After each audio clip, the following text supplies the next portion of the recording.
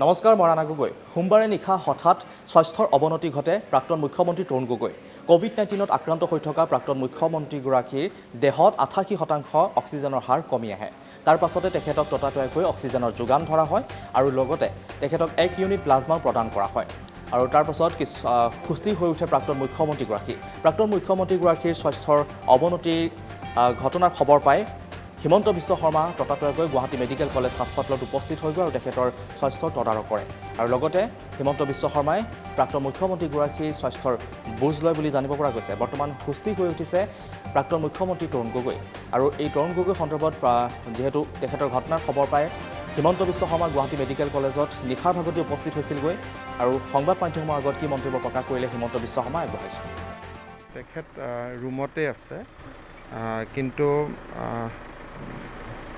11মান বজাৰ পৰা তেখেতৰ অক্সিজেন লেভেলটো 88লৈকে নামি গৈছিলে।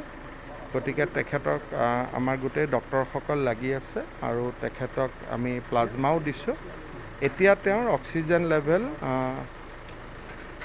অক্সিজেন পাই থকাৰ পিছত P2 বুলি কয়, P2 লেভেলত অক্সিজেন পাই থকাৰ পিছত 97-98 আছে, কিন্তু তেওঁ এতিয়া ৰুম এয়াৰত নাই, তেওঁ অক্সিজেনত আছে। নহয় ক্ৰিটিকেল নহয়, কিন্তু ৰাতিপুৱালৈকে যিটো অৱস্থাত আছিলে, সাধাৰণতে কৰোণা 4th to 5th ডেজৰ পৰা অলপমান দুদিন অলপ ক্ৰিটিকেল হয় সেইটো সময়ত।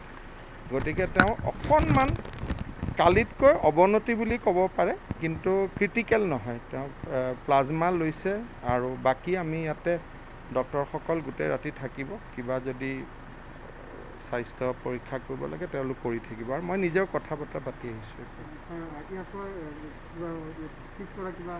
যদি অক্সিজেন লেভেলটো কমি যায়, এতিয়া যিটো লেভেল অক্সিজেনত আছে সেইটো লেভেলত নালাগে চিফ্ট কৰিব, কিন্তু আমি এম্বুলেঞ্চো ৰেডি কৰি থৈ দিছোঁ। কিন্তু যদি ইয়াতকৈ কমে তেতিয়াহ'লে লাগিব, কিন্তু মোৰ ধাৰণা যিহেতু খুব আৰ্লি ষ্টেজতে প্লাজমা পাইছে, গতিকে মই ভাবোঁ যে হয়তো চব ভালে হৈ থাকিব। তেখেত ভালে আছে, মানে কি 11:30 বজাত অক্সিজেন ছেচুৰেশ্যনটো অকণমান ফল হৈছিল।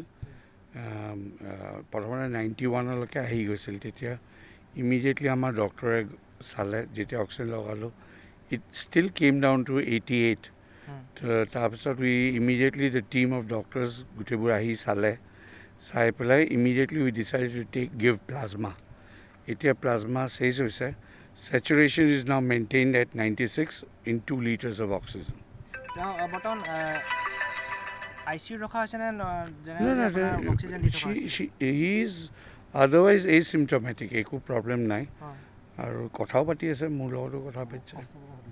যিহেতু ডক্টৰ আপোনাৰ যি চিকিৎসকৰ দল, কেইজনীয়া চিকিৎসক বৰ্তমান কেইজনীয়া চিকিৎসকৰ দলে চাই আছে, কাৰ তত্বাৱধানত বিশেষকৈ চোৱা হৈছে? আমাৰ গোটেই টিমজন আছে। পালমাৰী মেডিচিনৰ প্ৰফেচৰ যোগেশ মহন্ত, তাৰপিছত বসন্ত হাজৰিকা ছাৰ, তাৰপিছত মেডিচিনৰ কাৰ্ডিঅ'লজি, গোটেইবোৰ আহিছে। গোটেই বিভাগৰে মানুহে আহি চাইছে। কেতিয়াৰ পৰা স্বাস্থ্য অৱনতি ঘটিছিল আৰু কি অসুবিধা হৈছিল? একো অসুবিধা হোৱা নাছিল। আমি মনিটৰিং সেয়াত থৈ দিছিলোঁ। তো পালছ অক্সিমিটাৰত ছেচুৰেশ্যনটো অকণমান কম সেয়া দিছিল। Otherwise, he did not have any specific complaints. Oxygen saturation 88লৈকে এটা ৰিডিঙত আহিছিল আৰু এনেই 91ত আহি গৈছিল। ৰাউণ্ড এবাউট আধা ঘণ্টাও নহয়, বাট 15-20 মিনিটছ আছিল। আমি অক্সিজেন আৰম্ভ কৰি দিলোঁ আৰু প্লাজমা দিলোঁ। এতিয়া 96ত আছে। আৰু এয়া আছিলে মন্ত্ৰী ডক্টৰ হিমন্ত বিশ্ব শৰ্মাৰ মন্তব্য। আৰু লগতে চিকিৎসকৰ দলেও ইতিমধ্যে প্ৰকাশ কৰিছে যে বৰ্তমান প্ৰাক্তন মুখ্যমন্ত্ৰীগৰাকী সুস্থ হৈ উঠিছে। আৰু লগতে আজিৰ দিনটোত কেনেধৰণৰ অৱস্থা, তেখেতৰ স্বাস্থ্যৰ অৱস্থা কেনে, প্ৰাক্তন মুখ্যমন্ত্ৰীগৰাকীৰ স্বাস্থ্য অৱস্থা কেনে, এই সন্দৰ্ভত বুজ ল'বৰ বাবে আমাৰ সাংবাদিক ববিতা গগৈ গুৱাহাটী মেডিকেল কলেজ হাস্পতালত উপস্থিত হৈছিলগৈ। কি জনাব ববিতা গগৈ সবিশেষ চাওঁ হওক। হয়, কোভিড আক্ৰান্ত হৈ GMCHত যিহেতু চিকিৎসাধীন হৈ আছে প্ৰাক্তন মুখ্যমন্ত্ৰী তৰুণ গগৈ, আৰু কালি নিশাৰ ভাগত তেওঁৰ স্বাস্থ্যৰ অৱনতি ঘটিছিলে, কিন্তু বৰ্তমান তেওঁ সুস্থি হৈ আছে। অধীক্ষক অভিজিত শৰ্মা আছে, আমি তেওঁৰ পৰা স্বাস্থ্যৰ অৱনতি ঘটিছিল। এতিয়া ষ্টেবল আছে। অক্সিজেন ছেচুৰেশ্যন মেইনটেইন হৈছে 98%ত ইন 2 liters of oxygen. আৰু এনেই ভাইটেলছখিনি একদম নৰ্মেলে আছে কথা পাতিছে ভালে আছে নাই নাই এতিয়া শ্বিফ্ট কৰাৰ কথা অহা নাই ক্লিনিকেল টিমে আকৌ চাব এতিয়া ৰাতিপুৱা আৰু এনেই তেখেতৰ ফিজিকেলি একো দিগদাৰ চিমটমছ বা একো কমপ্লেইন দিয়া নাই একো নাই শুই আছে এতিয়া ব্ৰেকফাষ্ট খাব অঁ প্লাজমাৰ changes will come within 24 hours এনেই অভিয়াছলি প্লাজমা আমি it's a good thing that we have given immediately যেতিয়া ফল হ'ল তেতিয়া we have given immediately so' that's a good sign 2010 চনত ডাবল হাৰ্ট চাৰ্জাৰী হৈছিলে তেনেলোকৰ যথেষ্ট মাৰাত্মক কাৰ্ডিঅ'লজিষ্টে কালিও চাইছে ৰাতিও চাইছে আৰু they are monitoring his cardiological part of the problem এতিয়া বৰ্তমান তেওঁ মাত কথা কিবা দিছে নে আপোনাক ভালকৈ কথা পাতিছে মই কথা পাতি আহিলোঁ কিবা কৈছে মানে বৰ্তমান চিন্তাৰ কাৰণ কিবা কৈছে তেওঁ নাই একো চিন্তাৰ কাৰণ নাই এতিয়ালৈকে কিবা কৈছে তেওঁ এতিয়া বৰ্তমান নাই এতিয়া একো নাই মই সুধিলোঁ শুলে কি নাই কৈছে কি অকণমান টোপনি আহিলে আৰু then I said you should take breakfast খাই ল'ব লাগে কৈছে অঁ মই খাম এতিয়া ব্ৰেকফাষ্ট 9টা বজাত ৰাতিপুৱা কিবা খাবলৈ দিয়া হৈছিলে চাহ হওক বিস্কুট হওক নাই সেইটো আৰু দিয়া নাই খাইছে তেখেতে ষ্টেবল আৰু এতিয়া ষ্টেবল এতিয়া ষ্টেবল